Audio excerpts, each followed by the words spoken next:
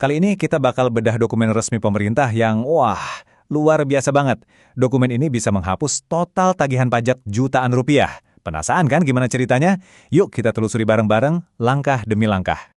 Oke, coba bayangin deh, tiba-tiba Anda dapat surat tagihan pajak, nilainya 14 juta rupiah lebih. Pasti pusing kan? Tapi, nggak lama kemudian, datang surat lagi.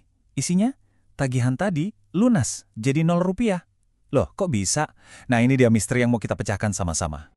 Biar paham, kita bakal kuliti dokumen aslinya, kata per kata. Ini bukan ngomongin teori ya, ini contoh beneran dari surat keputusan pembatalan ketetapan pajak.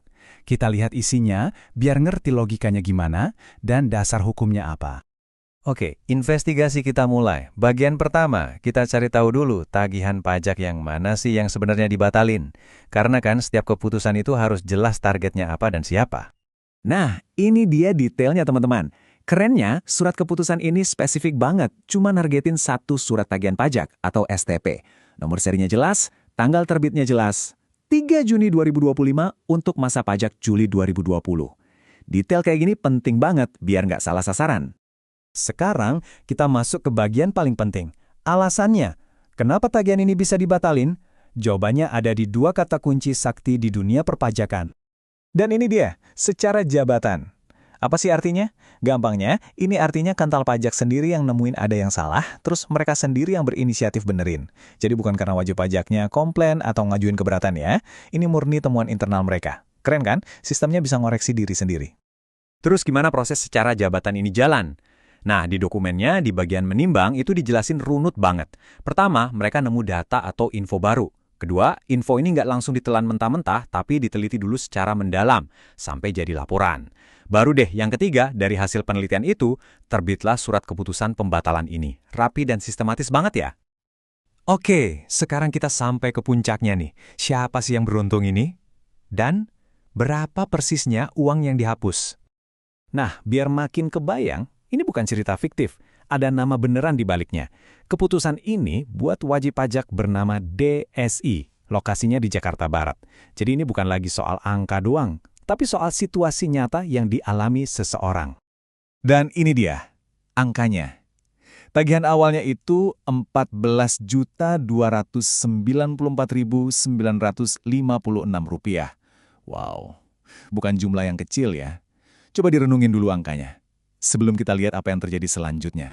Dan ini dia hasil akhirnya. Tabel ini nunjukin dengan jelas banget before dan afternya. Dari yang tadinya harus bayar lebih dari 14 juta, sekarang jadi 0 rupiah. Bener-bener dihapus bersih.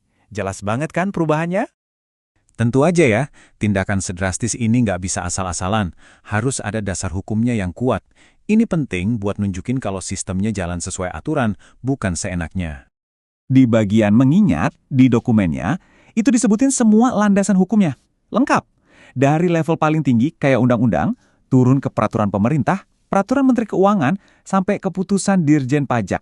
Jadi keputusannya ini sah dan didukung berlapis-lapis aturan. Nah, di zaman sekarang, yang namanya keaslian dokumen itu penting banget. Lihat deh, ada kode QR di suratnya. Ini bukan pajangan loh. Siapapun bisa scan pakai HP buat ngecek, ini surat beneran asli nggak sih, terdaftar nggak di server pemerintah. Keren kan? Ini bukti transparansi dan keamanan zaman now. Oke, kita udah bedah dokumennya dari A sampai Z. Terus apa dong pelajaran yang bisa kita petik? Apa artinya ini semua buat kita, para wajib pajak? Pelajaran utamanya ada beberapa nih. 1, ternyata sistem pajak kita itu punya mekanisme buat benerin diri sendiri. Keren. 2, inisiatifnya bisa datang dari kantor pajak langsung, kita nggak perlu repot-repot lapor.